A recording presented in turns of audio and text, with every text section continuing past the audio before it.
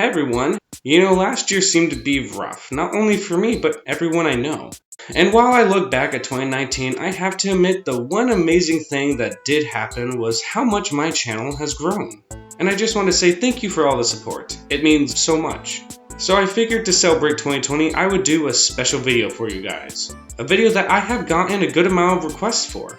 But to make this video extra special, I have invited Ben from Crossing Channel to help us with this video. Crossing Channel does a lot of cool Animal Crossing themed videos, so please go check him out. But guys, let's get to it. So everyone sit back and relax as two YouTubers figure out how much a bell from Animal Crossing is worth. Let's get started. Ben, since you are the guest, I'll let you do the honors. Bells are the currency in the Animal Crossing games. Like in most games, the currency isn't based off of real-world currency, so that leads us to our question for today. How much are bells worth? To figure this out, we'll use an item you can have in-game and compare it to the real-world value. And then we can convert a bell into any form of currency. And the item we are using is coming from an unusual place. The tarantula is one of the few hostile creatures in the games. By hostile we mean knocked out and waking up at your doorstep. And even though this tarantula attacks you in Animal Crossing, it is actually based off of one of the more popular tarantula species to have as a pet. I'll just call it by its other name. The Mexican red-knee tarantula are only slightly venomous to humans, are considered extremely docile, which is why they are popular pets. And like any pet, you have to buy them. So how much does the Mexican red-knee tarantula cost? Well, that all depends on the size.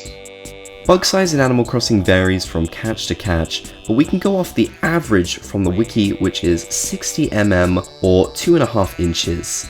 And according to the website BackwaterReptiles.com, a Mexican red-knee tarantula that is 2.5 to 3 inches costs $130. That now leaves us with just converting the worth of the bell into the worth of $1. And to do that, we divide the price of the Mexican red-knee tarantula, $130, by the value of the tarantula in the Animal Crossing game, 8,000 bells. And when you divide them, you figure out that the bell is 0.01625 the value of the US dollar.